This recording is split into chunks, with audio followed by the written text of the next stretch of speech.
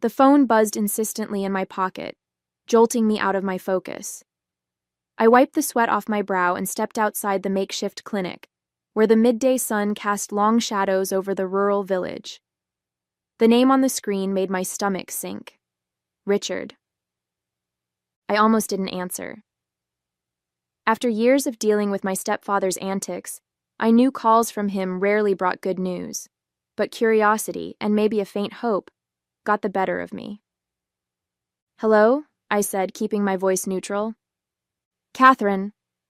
His tone was cheerful, far too cheerful. "Just thought you'd want to know. I've sold the mountain cabin." I froze, gripping the phone tighter. "You did what?" "Sold it," he repeated, as though it were the most natural thing in the world. "Don't look so shocked. It's for the greater good. Mine, obviously." He let out a smug laugh that made my blood boil. "My name is Catherine, and for as long as I can remember, Richard has been the thorn in my side. My mom married him when I was 15, and he quickly wormed his way into the family with charm and good humor. But beneath that exterior was a man who never hesitated to put his needs first. The cabin wasn't just a vacation home, it was my sanctuary, a place I'd poured years of love and care into. Nestled in the mountains, it was where I went to recharge after grueling work trips, where I hosted friends for long weekends, and where I felt most at peace. Hearing Richard talk about it like it was a pawn in his endless schemes was infuriating. "You had no right," I said, my voice shaking. "That cabin wasn't yours to sell." "Relax," he drawled. "I've been managing things around here while you're off saving the world. And besides, what's the point of holding on to something you're never around to enjoy? It was an easy way to clear my debts. You'll thank me later." "I'll thank you when hell freezes over," I snapped, hanging up before he could say another word. I paced back and forth, trying to calm the storm of emotions swirling inside me. Richard's audacity knew no bounds, but this time he'd crossed a line. What he didn't know, and what I intended to keep to myself for now, was that the cabin wasn't entirely mine to sell. My best friend Laura was co-owner, and the legal agreement we'd set up years ago explicitly required both our signatures for any sale to go through. This wasn't over. I sat down on the edge of my cot, staring at the phone in my hand like it might burst into flames. My mind raced, replaying Richard's smug tone over and over. How could he think this was okay? Selling something so deeply personal to me, as if it were a trinket he could trade for his own benefit? The cabin wasn't just mine, it was a lifeline. It was where I spent summers as a kid, chasing fireflies and hiking with my mom before she remarried. After she passed, it became my anchor, the one thing that felt steady when everything else seemed to fall apart. Richard, of course, had no such attachment. To him, it was just another resource to exploit, like so many things he'd meddled with before. But this wasn't some small favor or inconvenience. This was my home. I tapped on Laura's name in my contacts and waited for her to pick up. "Hey, Kathy, what's up?" she said cheerfully when she answered. "Richard sold the cabin," I blurted out, unable to keep the anger from my voice. There was a long pause on her end. "He what?" "Apparently he needed the money to pay off some gambling debts," I said bitterly. "He thinks he can do whatever he wants, but I know our co-ownership agreement makes that impossible. He doesn't have the authority to sell it without your consent." Laura let out a low whistle. "He really thought he could get away with this. That man has no shame." "None," I agreed. "I'm going to need your help sorting this out. I'll finish my volunteer assignment and head back home as soon as I can. Can you pull up the legal documents in the meantime? I want to be ready to counter this when I get back." "You got it," Laura said, her voice firm. "We'll take care of this together." As I hung up, a strange sense of calm settled over me. Richard thought he'd outsmarted me, that I was too far away to do anything about his betrayal. But he didn't know who he was dealing with. I wasn't the scared teenager who used to let him steamroll me. I was an adult now, with resources, allies, and a firm grip on the law. If he thought this was over, he was about to get a rude awakening. The next few days passed in a blur as I finished up my volunteer assignment, trying to keep my emotions in check. But no matter how busy I kept myself, the thought of Richard's betrayal lingered like an unwelcome shadow. I couldn't shake the image of him gloating about settling his debts at my expense.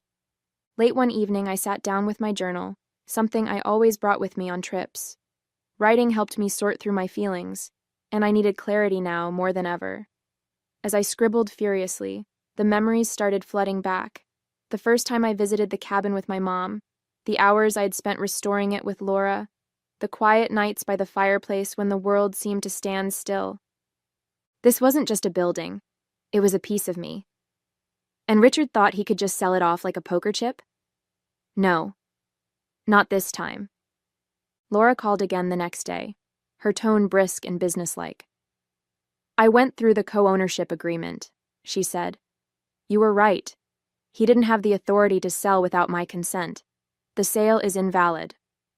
Relief coursed through me, but it was quickly replaced by anger. Do we know who he sold it to? Not yet, Laura replied. But I pulled the county records and there's no official transfer of ownership. It sounds like he might have tried to do this under the table. That sounded exactly like Richard.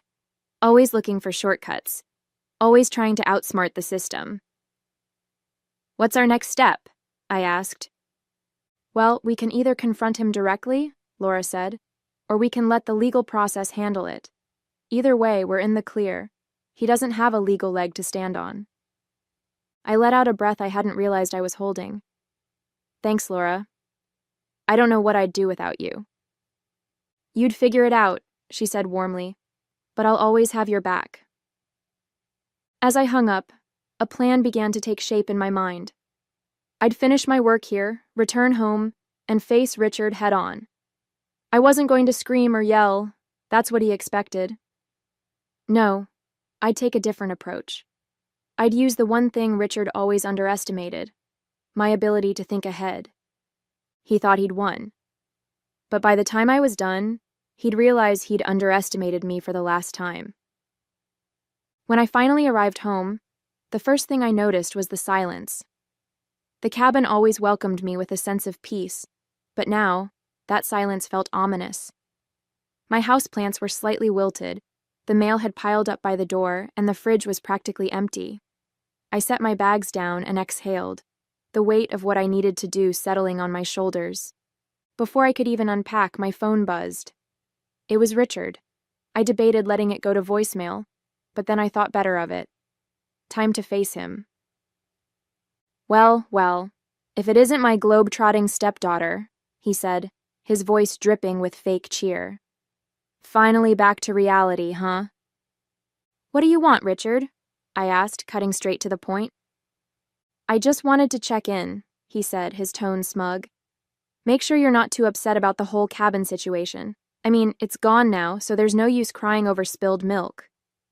My jaw clenched.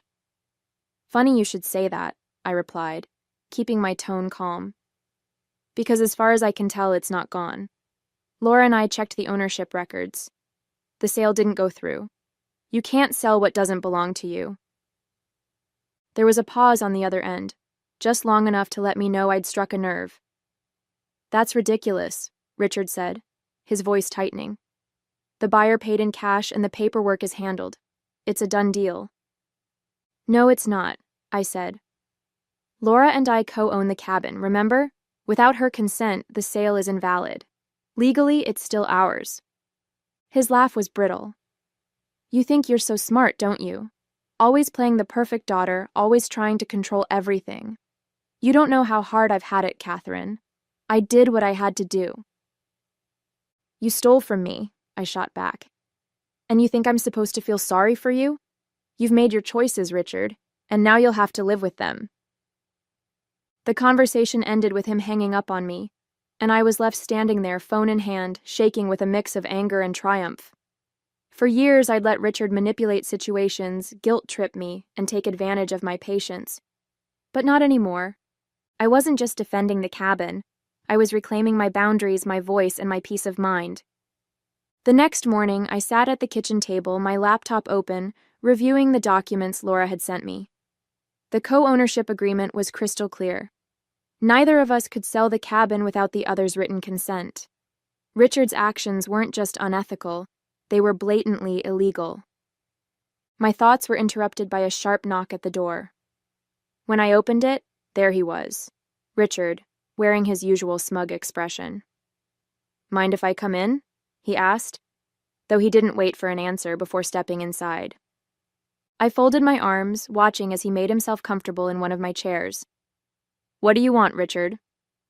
"Look, Catherine," he started, his tone dripping with condescension.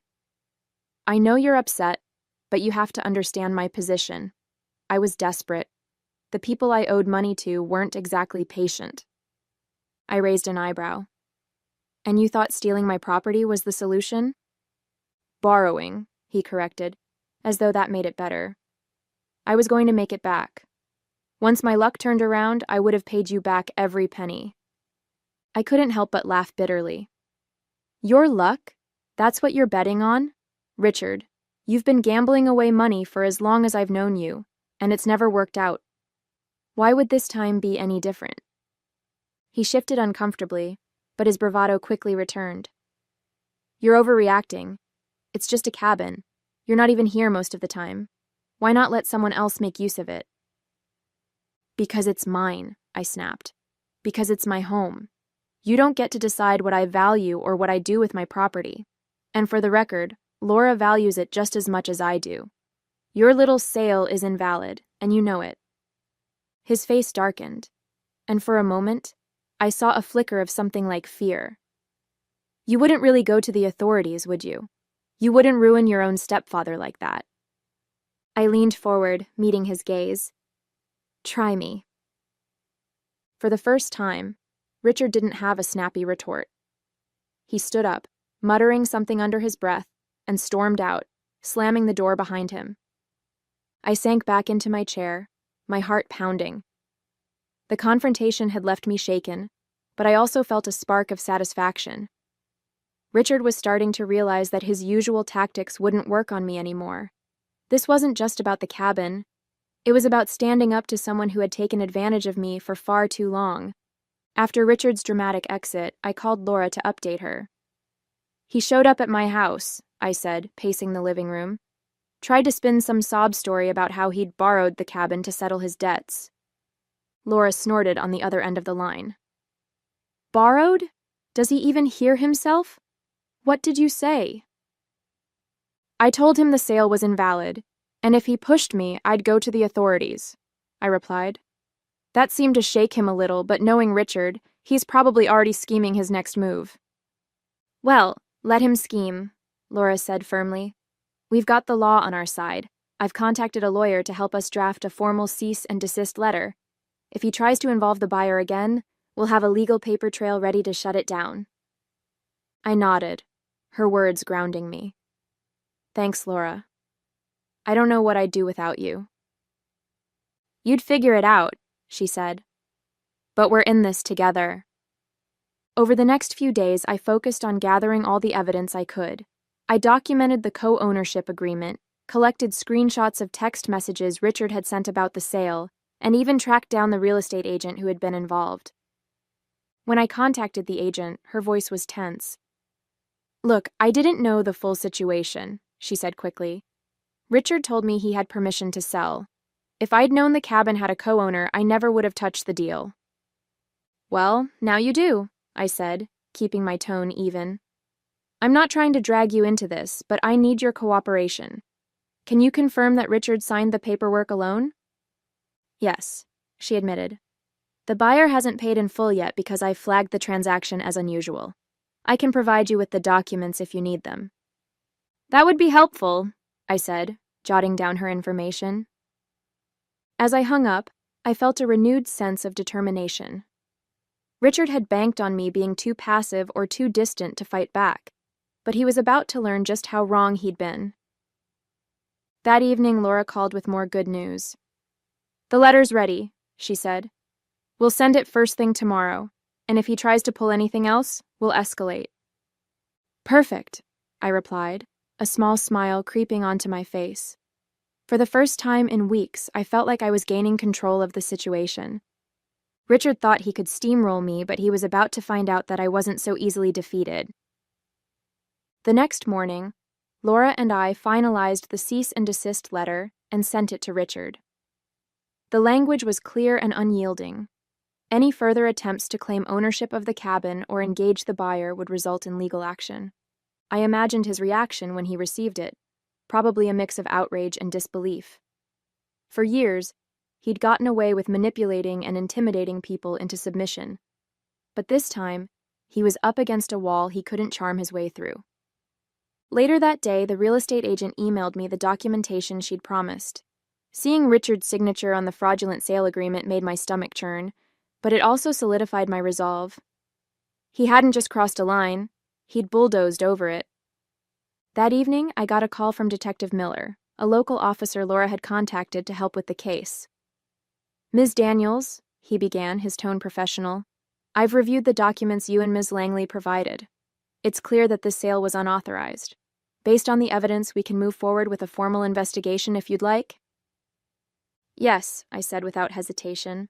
"I want to pursue this." Detective Miller continued, "We'll start by contacting the buyer and explaining the situation. If Richard continues to interfere, we'll escalate to criminal charges for fraudulent misrepresentation." "Thank you, Detective," I said. "Please let me know if you need anything else from me." As I hung up, I felt a mix of relief and anticipation. The wheels were in motion now, and there was no turning back. The next day, Richard called. His voice was laced with anger, but there was an edge of desperation beneath it. "Do you have any idea what you've done, Catherine?" he demanded. "You're ruining everything." "No, Richard," I replied calmly. "I'm protecting what's mine. You did this to yourself." "You've always been so ungrateful," he sneered. "I stepped in when your mom couldn't handle things, and this is how you repay me?" I couldn't help but laugh bitterly. "You didn't step in, Richard. You took over. You manipulated, lied, and used people to get what you wanted, and now you're paying the price." He started to argue, but I cut him off. "This conversation is over. If you have anything else to say, take it up with my lawyer." I hung up and leaned back in my chair, my heart racing. Richard's days of pushing me around were over, and I was finally in control. 2 days later, Detective Miller called me with an update. "Ms. Daniels, we've spoken with the buyer, and they've agreed to halt the transaction. They were unaware of the co-ownership agreement and are willing to cooperate with any further investigation." Relief flooded through me. "That's great news. Does this mean the sale is officially void?" "Yes," he confirmed. "The cabin remains under your and Ms. Langley's ownership. However, we'll need to keep the case open to address your stepfather's fraudulent actions. Do you wish to press charges?" I hesitated for only a moment. "Yes," I said firmly. "I want him held accountable." "Understood," Detective Miller said. "We'll proceed accordingly. Thank you for your cooperation." After the call, I let out a deep breath. For the first time in weeks, I felt a sense of calm returning. The cabin was safe, and Richard's schemes were unraveling. Later that afternoon, I called Laura to share the news. "The sale is officially void," I told her. "The buyer's backing out, and the cabin is ours again." "That's a huge win," Laura said, her excitement evident. "But what about Richard?" "The police are moving forward with their investigation," I explained. "He's not getting away with this." "Good," she said. "It's about time someone stood up to him." Her words stuck with me long after we hung up. For years, I'd let Richard get away with so much. His manipulations, his entitlement, his complete disregard for boundaries. But this time, I'd fought back. And it felt like a turning point not just for this situation, but for how I approached everything in my life. That evening, I went to the cabin for the first time since coming home. Stepping inside, I felt an overwhelming wave of emotion. The smell of the wood panels, the familiar creak of the floorboards. It all reminded me of why this place meant so much to me. I sat by the fireplace, letting the quiet of the mountains wash over me. This was my haven, the place where I'd built memories, celebrated milestones, and found peace in the chaos of life. And it was still mine. No thanks to Richard. For the first time, I let myself smile. I wasn't just reclaiming a property, I was reclaiming a part of myself. A week later, Detective Miller called with the final update. Ms. Daniels, I wanted to let you know that your stepfather has been formally charged with fraudulent misrepresentation and attempted theft of property. He'll be required to appear in court, and based on the evidence we've gathered, the case against him is strong. Hearing those words brought a mix of emotions: relief, vindication, and even a touch of sadness. Thank you for everything, Detective, I said sincerely.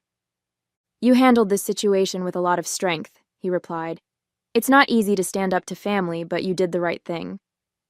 After the call, I sat quietly for a while, processing the weight of everything that had happened. Richard had been such a constant force in my life for years, albeit a toxic one, and now I was finally free from his manipulations. The next day, Laura and I met at the cabin. She'd brought a bottle of wine to celebrate, and we sat on the porch overlooking the mountains, the crisp air carrying the scent of pine and earth. To us, she said, raising her glass, and to not letting anyone push us around. I clinked my glass against hers, laughing softly. To us. As we talked, I realized how much I'd learned from this ordeal. I'd spent so much of my life avoiding conflict, trying to keep the peace, especially with Richard. But this time, I'd stood my ground, and it felt like a turning point, not just for my relationship with him, but for how I saw myself. You know, Laura said, interrupting my thoughts, this cabin has always been more than just a property. It's a symbol of everything we've built, everything we've worked for. Don't ever let anyone take that from you again. Her words hit home. The cabin wasn't just a house in the mountains. It was a reflection of my independence, my resilience, and my determination to protect what mattered most to me. Later that night, as I sat by the fireplace, I felt a peace I hadn't known in years. Richard's betrayal had tested me in ways I never expected, but it had also shown me how strong I could be. The cabin was safe, my boundaries were firmly in place, and for the first time in a long time, I felt truly in control of my life. In the weeks that followed, life slowly settled into a new rhythm. The cabin, once a battleground for Richard's greed, became my refuge again. Each creak of the floorboards, every rustle of the trees outside, reminded me of what I'd fought to protect. I didn't hear much from Richard after the charges were filed. My mom called once, her voice hesitant. You know how he gets, Catherine, she said, her usual defense of him ringing hollow this time. I do, I replied evenly. And that's why I did what I had to do. She didn't argue. For the first time, there was no attempt to guilt me, no desperate plea for reconciliation. Just a quiet sigh before she said, I hope you find peace. I already have, I said, and I meant it. Laura and I spent the next few weekends working on small renovations to the cabin. We painted the porch, patched up the roof, and planted a few wildflowers along the edge of the property. With every nail hammered and brushstroke applied, it felt like I was reclaiming more than just the space. I was reclaiming myself. One evening, as we sat on the porch watching the sunset, Laura turned to me. So, what's next for you, Kathy? You've taken back the cabin, stood up to Richard? What's the next big move? I thought about her question for a moment, the answer coming to me with surprising clarity. I'm going to keep doing what I love, I said. Volunteering, traveling, living my life on my terms. But this time, I'm not letting anyone else dictate how I live it. She smiled, raising her glass.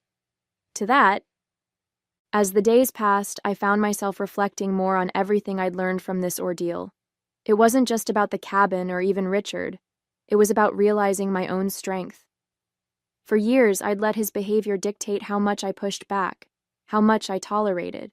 But now I knew I was capable of setting boundaries and holding them, no matter how uncomfortable it made others.